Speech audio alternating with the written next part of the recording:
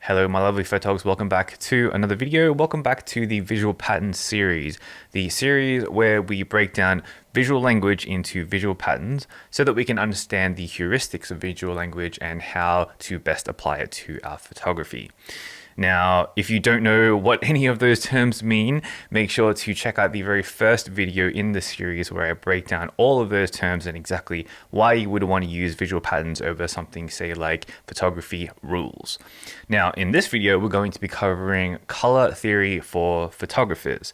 And this is an impossibly large video topic to cover in just one singular video, but we're going to try and do our very best. Now, color is a fantastic way to elevate your photography if you use it in a methodical and intentional way. It's not only great for photography, but it's also great across all disciplines of art as well. So it's a really good skill to understand for your creative process. Now, there's a lot to cover, and I wanted to start this video with understanding terms. So let's start with hue. Now, hue is just color selection, plain and simple. It is pure color without the tint or the shade. Some people like to complicate this a little bit, but simply it's just the color that you're selecting, and most of the time it's presented on a scale of adjacent colors next to it. The next term is saturation. Saturation refers to the intensity of color.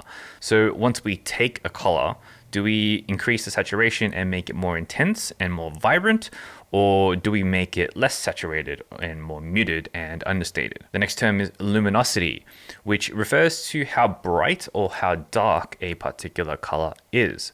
What we can do is we can add white to a particular color to increase how bright it is, but doing so will also decrease how saturated it is as well. Conversely, we can also take that same base color and add black instead to it, making it darker and also increasing the richness of its saturation as well. The next term is temperature. Temperature refers to whether colors in general are cool or they are warm. Cool colors gravitate towards the color blue, and warm colors gravitate towards the color orange. Okay, from here I want to talk a little bit about color models, but this can get really technical really quickly, so I will try and keep it short. Now, unlike in primary school when you would mix finger paint together, the colors that you would mix together back then would become darker and they would become more rich.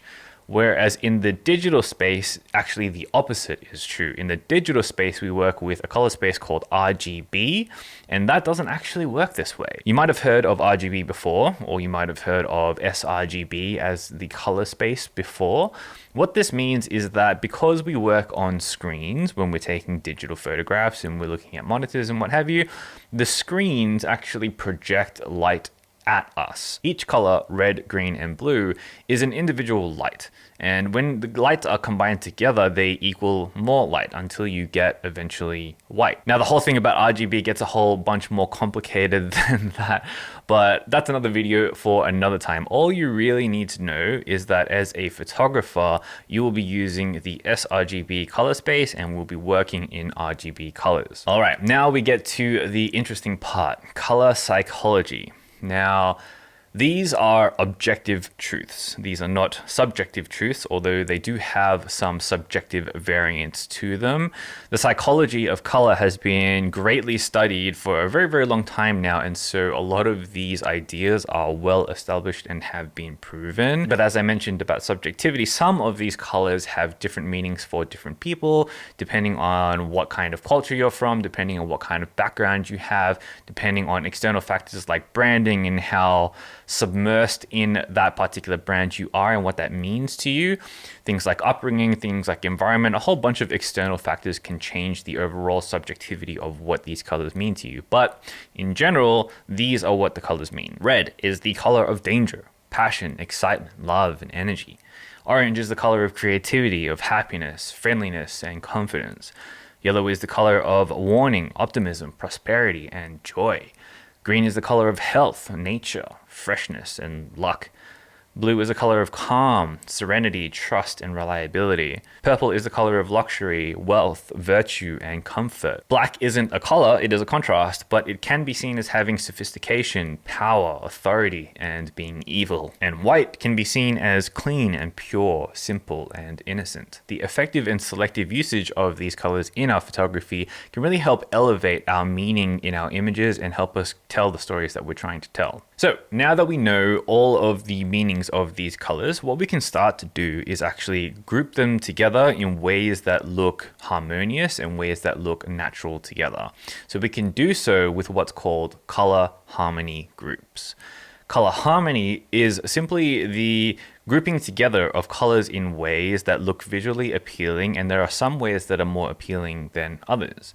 Now, what we can do is start to gravitate towards a particular palette that we create, and we can start to accentuate this palette within our photography. Now, a tool that I love using when it comes to color and understanding color harmony in general, just playing around with all these different colors, is called Adobe Color. I love this tool. I've used it for over 15-ish years in my previous career, and it's still something that I use to this day. This is not sponsored, but it's just a product that I love that's free, and you can play around with all the sliders and palettes and all that kind of stuff, and it's great. So what I want to do is introduce you to 3 of the most common color harmony groups so that you can get a good understanding of those, and then from there you can dive into different color harmony groups if you would like.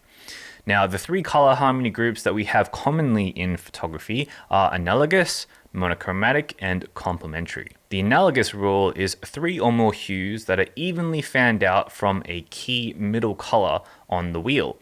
You can often find these color schemes in nature, especially in things like sunsets or gradients of the sky or the texture of the ocean, and so much more. The next common color harmony rule is monochromatic, which uses a single key color and accents it with colors of a different saturation and different luminosity. This is super easy to use in photography, both to find in the world and to edit in post-production. And the last common color harmony group that I want to introduce you guys to is complementary.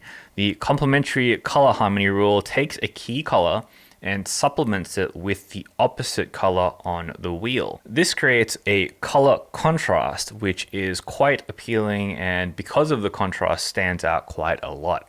Now, you'll see this color harmony group in film, in movies, in photography, pretty much everywhere nowadays, and the most common color selection from this particular group is teal and orange right now. Now, as I mentioned, there are of course a bunch of other different color harmony groups here as well, so feel free to dig into any one of those. There is no right or wrong answer on how to use different color harmony groups. It's just a suggestion of a palette that you may or may not be able to apply to your photography. Now, for me and my photography, I play around with 3 different colors. I play around with like a kind of between a light baby blue to a cobalt blue, and then a lot of white, and then a lot of orange.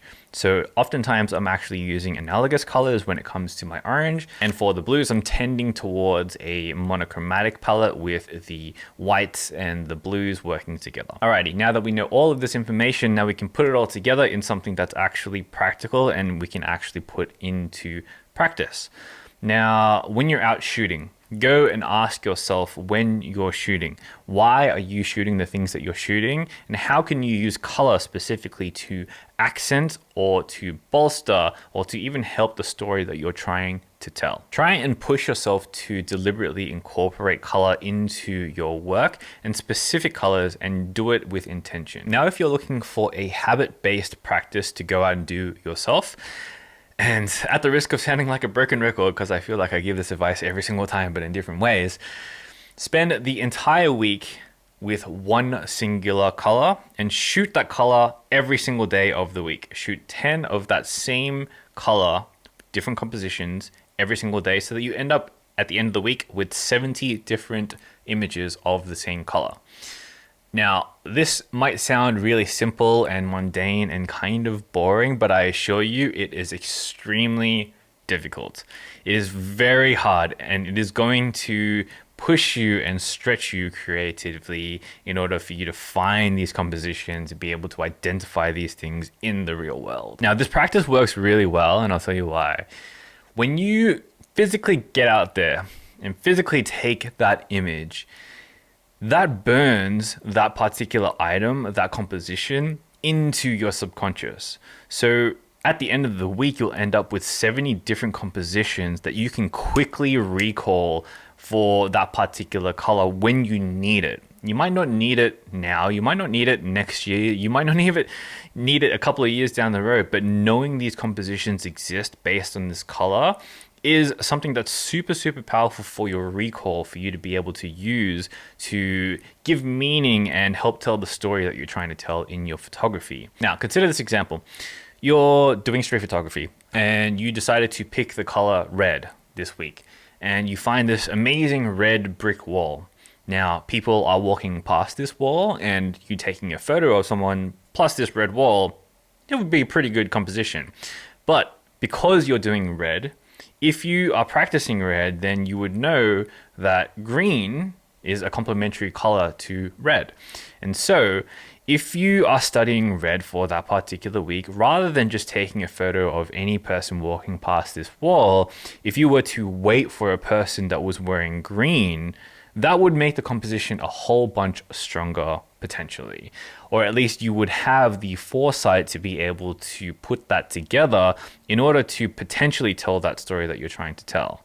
Now, it is this really fast recall and this practice that enables that recall that is the crux of this particular practice, which is why I keep recommending this style of practice all the time.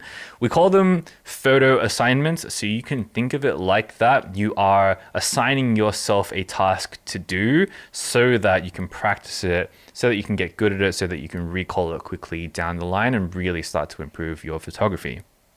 All right, I think that's going to be it for this particular video on the visual pattern series. This was color theory in photography. I'll see you in the next video, but until then, get out there and make something that matters. Peace.